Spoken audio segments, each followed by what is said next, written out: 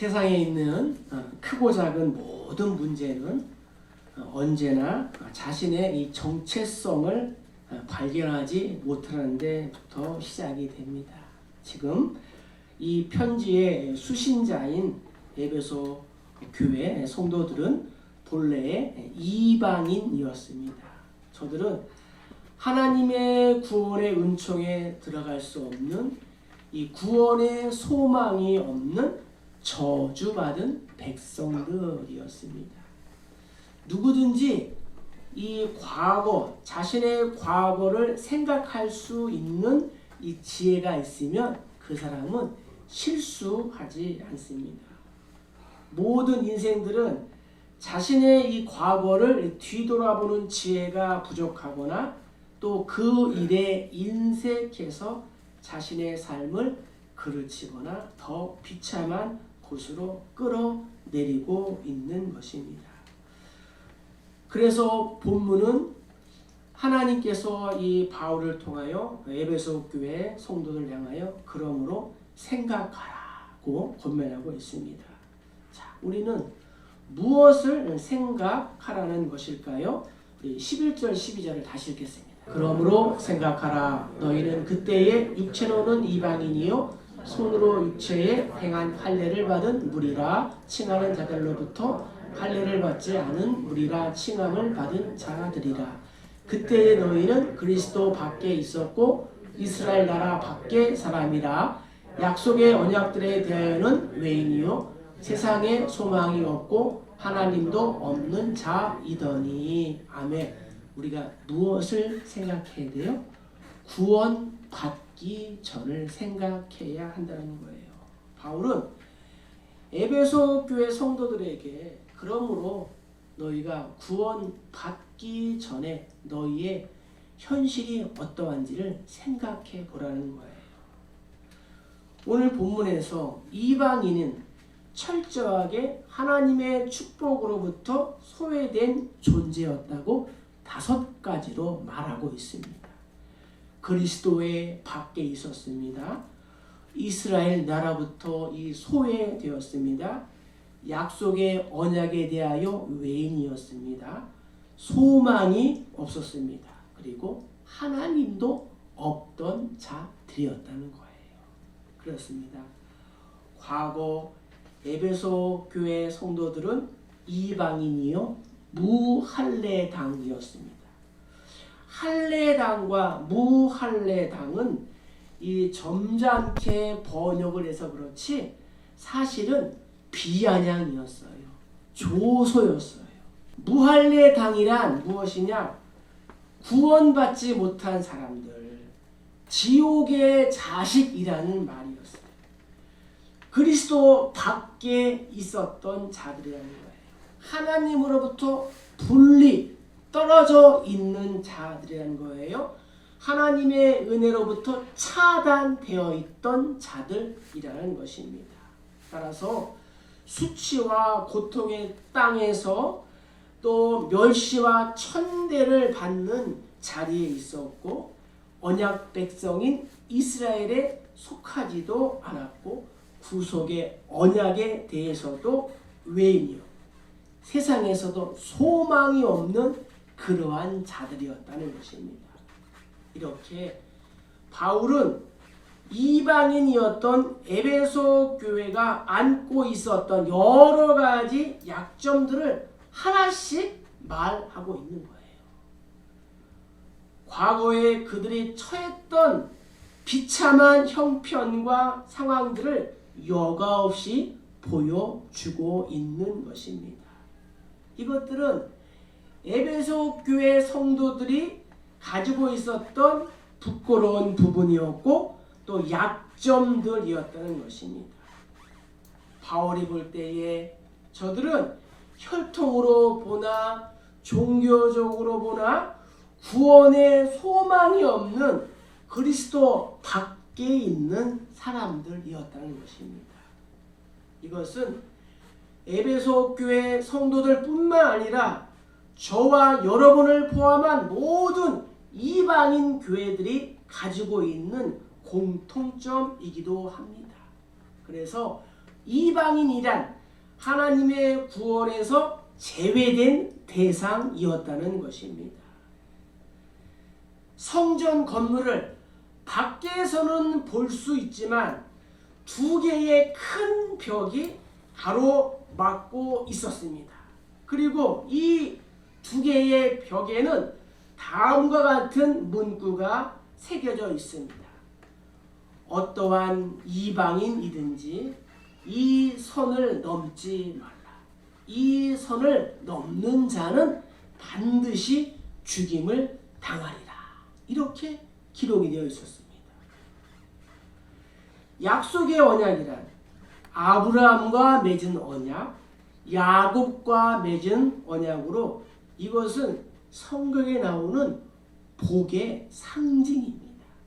그런데 이방인들은 이러한 약속에 대하여 외인이요 상관이 없는 사람들이었다는 것입니다. 하나님도 없는 자란 무슨 뜻이에요? 하나님은 아버지인데 아버지가 없다는 거예요. 하나님이 안 계시니까 영적인 질서도 없다는 것입니다. 그러니까 아무런 희망도 소망도 없었다는 거예요. 단 하루도 인간으로서 살아갈 가치를 잃어버린 것입니다. 이 죄 때문에 하나님께 소외가 되었는데 이방인들은 하나님뿐만 아니라 사람들에게도 소외를 당했다는 거예요. 이러한 상태에서 살았다는 것입니다. 누가요? 저와 여러분들이. 윌리엄 바클레이라는 주석가는 이 요세푸스라는 역사가의 도움을 얻어 이렇게 당시 상황을 기록했습니다. 유대인들은 이방인 산모가 고통당하는 것을 보아도 절대로 도와주지 않았다고 합니다. 왜냐하면 그를 도와주면 이방인 한 명을 이 세상에 탄생시키는 것밖에 되지 않으며 그들의 시각에서는 이방인으로서 이 세상에 태어나게 된 것은 저주받는 삶이기 때문에 이방인들이 산고를 겪어도 도와주지 않았다고 합니다.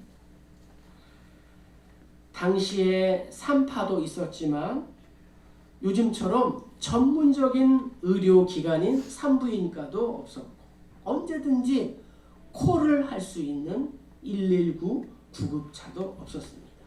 그 시절에는 반드시 누군가가 도와주어야만 했습니다. 그런데 유대인들은 산고를 겪는 여인이 이방인이라면 절대 도와주지 말고 죽이라고 했습니다. 이렇게 유대인들은 이방인들을 소외시키고 왕따를 시켰다는 거예요. 이렇게 우리도 구원을 받기 전에 어떠했어요? 그리스도 밖에 있었고 이스라엘 나라로부터 소외당했고 약속의 언약들에 대해서도 외인이고 아무런 소망도 없이 하나님도 없던 자들이었다는 거예요. 당시 에베소에서는 한 사람을 찾는 것보다 하나의 신을 찾는 것이 더 쉽다라는 속담이 있는 것처럼 저들에게는 많은 신과 많은 주가 있었습니다. 그래서 바울은 고린도전에서 이렇게 말합니다. 비록 하늘에나 땅에나 신이라 불리는 자가 있어 많은 신과 많은 주가 있으나 그러나 너희가 그때에는 하나님을 알지 못하여 본질상 하나님이 아닌 자들에게 종노릇하였더니 이렇게 고백하고 있습니다. 에베소 교회 성도들은 범사의 종교성이 다분하여 어떠한 신이라도 섬기고 경배하는 일에 관심이 많았어요. 그래서 바울은 사도행전에서 또 이렇게 고백합니다. 바울이 아레오바고 가운데 서서 말하되 아덴 사람들아 너희를 보니 범사의 종교성이 많도다. 내가 두루다니며 너희가 위하는 것들을 보다가 알지 못하는 신에게라도 새긴 단도 보았으니 그런즉 너희가 알지 못하고 위하는 그것을 내가 너희에게 알게 하리라. 아멘. 문제는 그들이 신이 없다는 것이 아니라 참 하나님, 참 신 대신 하나님을 가지지 않았다는 것입니다.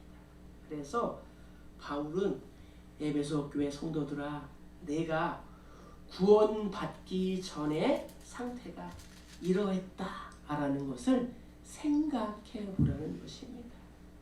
그리고 이처럼 하나님으로부터 세상으로부터 소외가 되고 또 왕때가 된 나를 위하여 하나님은 놀라운 일을 이렇게 행하셨다. 이것을 생각해 보라. 이렇게 우리에게 권면하고 있는 것입니다. 자, 또 우리가 무엇을 생각해야 돼요? 자, 13절 14절 읽겠습니다. 이제는 전에 멀리 있던 너희가 그리스도 예수 안에서 그리스도의 피로 가까워졌느니라. 그는 우리의 화평이신지라. 둘로 하나를 만드사 원수된 것 곧 중간에 막힌 담을 자기 육체로 허시고. 아멘. 무엇을 생각해야 돼요? 구원의 은총을 생각해야 한다는 것입니다. 전에 멀리 있던 우리가 예수의 피로 가까워진 줄로 믿습니다. 예수께서 둘이 상극처럼 멀리 있던 유대인과 이방인을 하나로 만들어 주셨다는 거예요. 예수께서 유대인과 이방인과 이방인 사이에 가로막혀 있던 이 편견의 벽, 정죄의 벽, 교만의 벽을 모두 허무시고 둘로 하나로 만드신 줄로 믿습니다. 주는 평화, 막힌 담을 모두 허셨네. 이방인과 유대인, 유대인과 이방인 사이의 구별을 없애주셨습니다. 이 하나님의 놀라운 일을 생각하라는 거예요. 오늘날 우리가 살고 있는 이 사회를 보세요. 이러한 소외가 비단 유대인과 이방인들만의 문제일까요? 우리가 살아가는 이 사회의 가장 큰 문제는 무엇일까요? 그것은 바로 서로 간에 존재하는 담입니다. 살을 맞대고 사는 부부 사이에도 담이 쌓이기 시작합니다. 내 뱃속으로 낳은 자녀인데도 성장해 가면서 이해할 수 없는 거리감이 생깁니다. 보이지 않는, 때로는 보이는 담이 생기기 시작합니다. 이웃 사촌과도 담이 쌓입니다. 하물며 성도 간에도 담이 쌓이게 됩니다. 우리 모든 인간관계는 담에 둘러싸여 고통을 받고 있습니다. 그리고 하나님과도 담이 생기기 시작합니다. 그런데 예수께서 하나님과 나와 이웃, 가족 간에 있는 모든 담을 허무셨다는 거예요. 이 모두를 주 안에서 한 세 사람, 성도가 되게 하신 줄로 믿습니다. 그래서 이제 둘 사이에는 구별이 없는 거예요. 그래서 예수님은 우리의 화평이신 것입니다. 자신의 육체를 율법의 요구에 내어 던져 율법이 요구하던 인간의 죽음, 즉 죄의 형벌을 다 해결해 주신 것입니다. 예수님은 원수된 것을 이 십자가로 다 소멸하신 줄로 믿습니다. 그래서 소멸하시고란 이 뜻은 십자가로 원수된 것을 죽이시고라는 그러한 뜻이에요. 예수께서 이 십자가로 원수된 것을 다 소멸하시고 죽이신 줄로 믿습니다. 예수님은 자신의 죽음을 통하여 하나님과 인간 사이, 또 사람과 사람 사이, 우리 사이에 존재하는 모든 원수된 담을 다 허무신 것입니다. 이렇게 십자가는 하나님과 사람 사이의 이 불화를 해결했을 뿐만 아니라 인간과 인간 사이의 모든 갈등을 해결해 준 사랑의 능력인 줄로 믿습니다. 십자가는 바로 이 시대의 모든 분열과 갈등의 원인인 온갖 미움과 증오를 해결해 주는 능력이요, 우리의 죄 문제와 구원의 문제를 해결해 주는 유일한 통로인 줄로 믿습니다. 십자가는 종적인 하나님과의 화해와 횡적인 사람 간의 일치의 역사를 동시에 이루시는 구원의 능력인 줄로 믿습니다. 그 결과 이방인이었던 에베소 교회가 구원을 얻은 것이요, 동시에 저와 여러분이 구원을 받게 된 줄로 믿습니다. 하나님께서, 예수께서 법조문으로 된 이 계명의 율법을 폐하셨으니 이는 이 둘로 자기 안에서 한 새 사람을 지어 화평하게 하시고, 15절에 이렇게 기록되어 있는 거예요. 우리 인간은 철저하게 하나님으로부터 소외당해 왔습니다. 하나님의 축복으로부터 전혀 상관없이 멀리 떨어져 있는 자들이었습니다. 그런 우리를 하나님이 예수의 보혈로 한 새 사람으로 살리신 줄로 믿습니다. 바울은 하나님이 이렇게 서로 간에 소외가 없는 단체, 서로 왕따를 시키지 않는 새로운 공동체를 만드셨다고 말씀하고 있는 거예요. 바로 이 새로운 공동체가 우리 말로 교회인 것입니다. 가족만이 아니라 그 가정에 살고 있는 모든 사람, 즉 머슴과 노예까지도 다 새로운 공동체가 된 줄로 믿습니다. 그래서 우리는 영원한 하나님의 가족인 거예요. 그래서 19절 한번 보세요. 그러므로 이제부터 너희는 외인도 아니요 나그네도 아니요 오직 성도들과 동일한 시민이요 하나님의 권속이라 말씀하고 있습니다. 권속이라, 이 권속은 가족의 범위를 초월한 의미를 말하고 있는 거예요.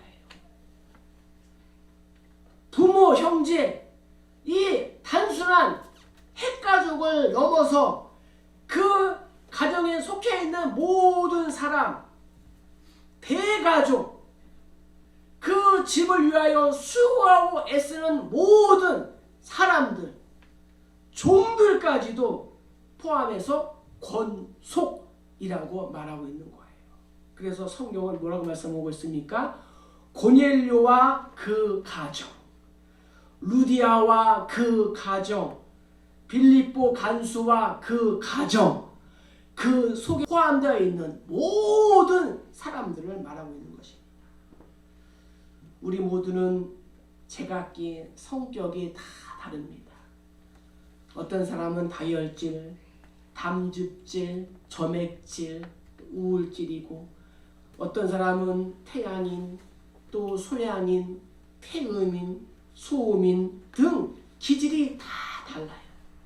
재능도 다르고 취미도 다르고 출신지도 다르고 하물며 가방끈도 다 달라요.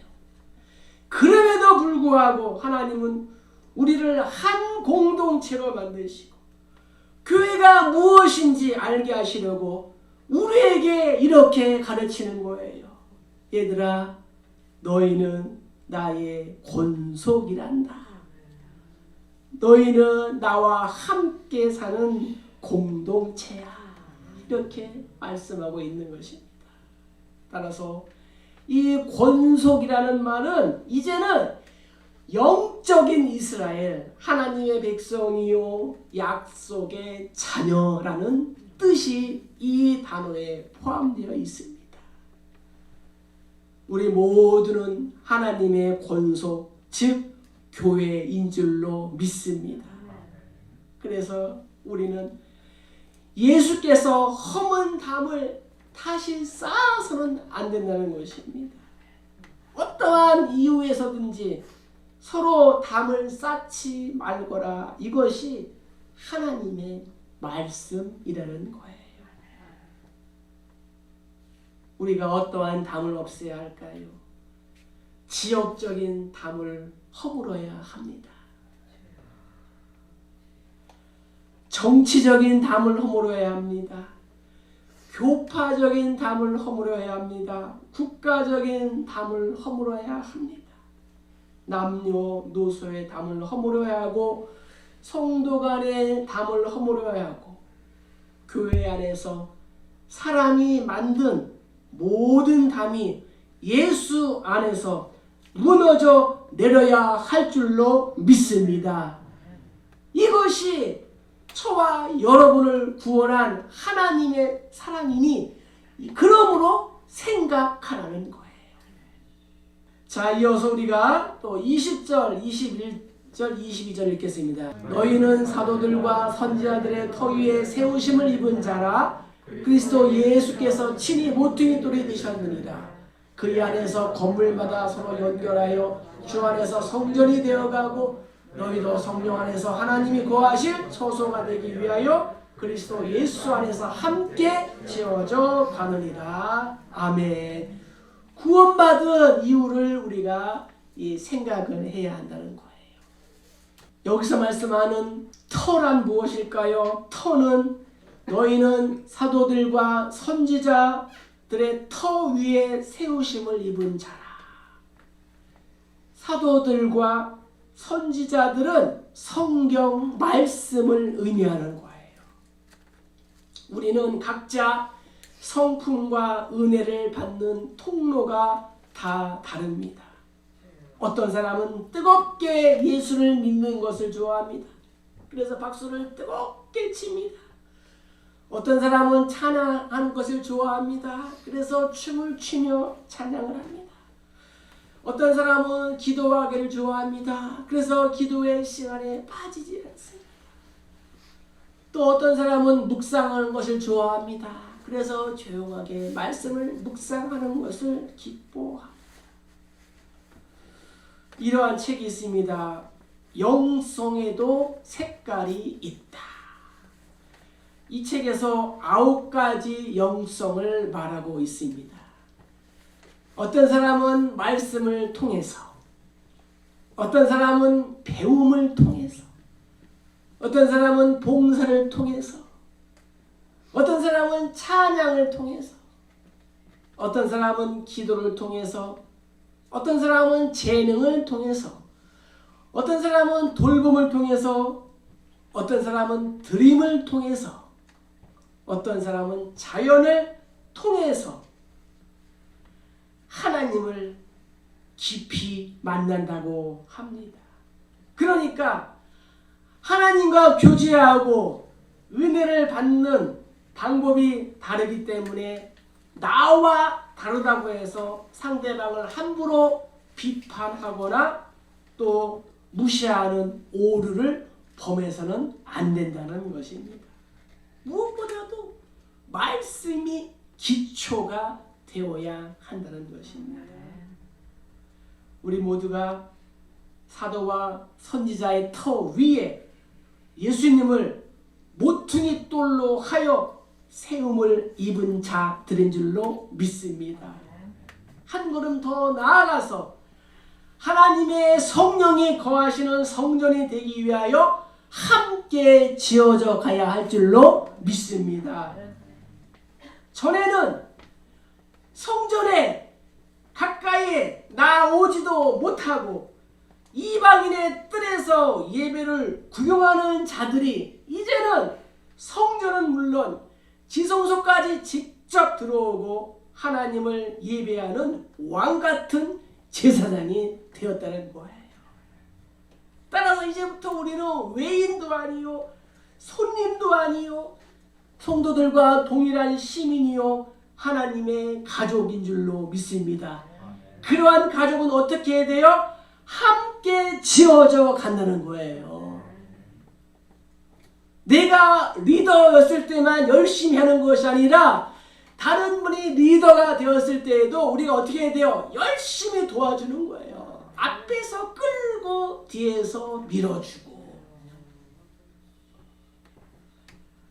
여러분, 중요한 게 있어요. 함께 지어져 가느니라. 이 말은 완성형이 아니에요. 무슨 말이냐? 진행형이라는 거예요.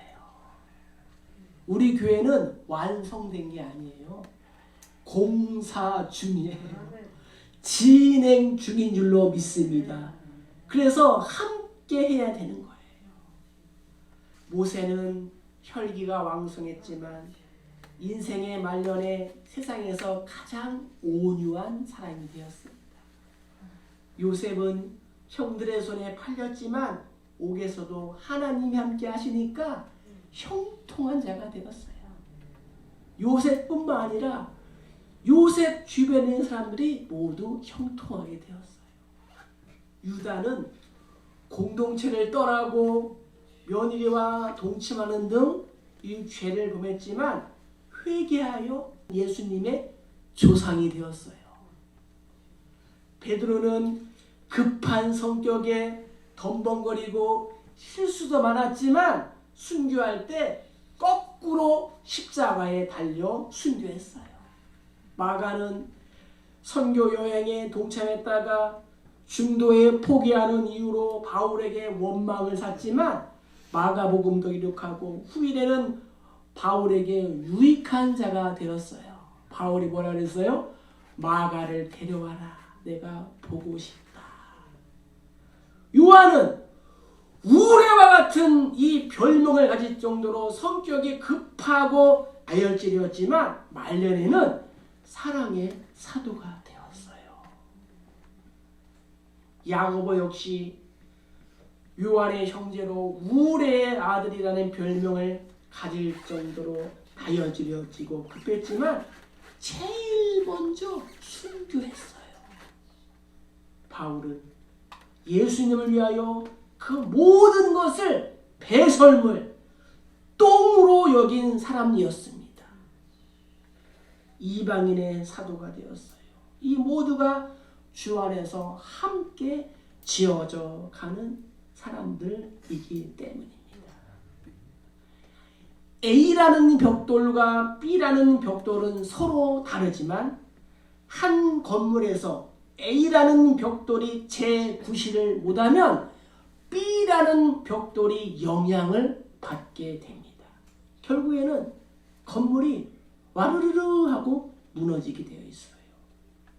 그래서 여러 개의 벽돌들이 하나의 벽돌처럼 서로 함께해야 아름답게 지어져 가는 것입니다. 이제는 저와 여러분들의 차례입니다. 우리들 차례예요. 그래서 바울은 성도들에게 그러므로 생각하라고 권면하고 있는 것입니다. 우리는 생각해야 합니다. 어두웠던 지난날, 절망스러웠던 과거를 생각해야 합니다. 그리고 하나님 나에게 베푸신 구원의 은혜를 감사해야 합니다. 그리고 나아가서 구원받은 자로서의 이 사명을 감당해야 합니다. 예수의 피가 나의 인생에 어떻게 개입하셔서 나를 성도가 되게 하셨는가를 우리가 생각해야 합니다. 구원받은 이후에 내가 해야 할 일을 생각해야 합니다. 이렇게 생각 없이 사는 것은 예수의 피를 욕되게 하는 것이요, 시간과 정력을 낭비하는 것이요, 구원에 대한 도리를 값 없이 하는 값싼 복음으로 만드는 것입니다. 이제 말씀을 마칩니다. 에베소 교회에 보냈던 이 편지는 오늘 우리에게 주시는 말씀입니다. 벽돌만 있다고 건물이 세워지는 것이 아닙니다. 벽돌과 벽돌 사이에 시멘트가 있어야 합니다. 그래야 벽돌이 서로 연결이 됩니다. 시멘트는 자기의 몸을 부수어서 희생을 하는 것입니다. 양초는 자기를 불태워 희생을 하기 때문에 온 방을 환하게 비추는 것입니다. 소금은 녹아져야 맛을 내는 것입니다. 60년 동안 행복하게 살아온 부부의 경우도 틀림없이 누군가가 희생을 했기 때문에 오랜 세월을 살아오게 된 것입니다.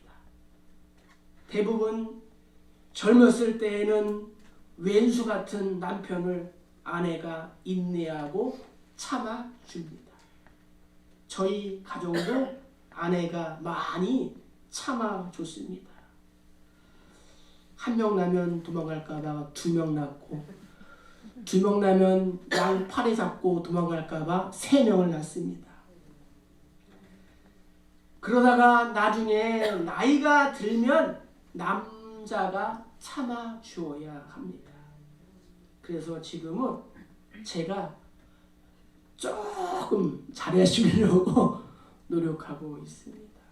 2사람 중에 누군가는 희생을 해야 되는 것입니다. 성도인 우리도 서로를 위하여 기도하고 벽돌과 벽돌을 붙여주는 시멘트처럼 희생해서 서로를 연결하고 예수님 중심으로 살아갈 때 우리는 아름다운 교회가 될 줄로 믿습니다. 말씀을 정리합니다. 그러므로 무엇을 생각해야 돼요? 구원 받기 전을 생각해보고, 구원의 은총을 생각해보고, 구원 받은 후 내가 어떻게 사명을 감당해야 하는지 생각해야 하는 것입니다. 구원받은 하나님의 자녀로서 생각하고 적용하는 삶을 살아가는 우리 모두 다 되시기를 주님의 이름으로 간절히 축복합니다.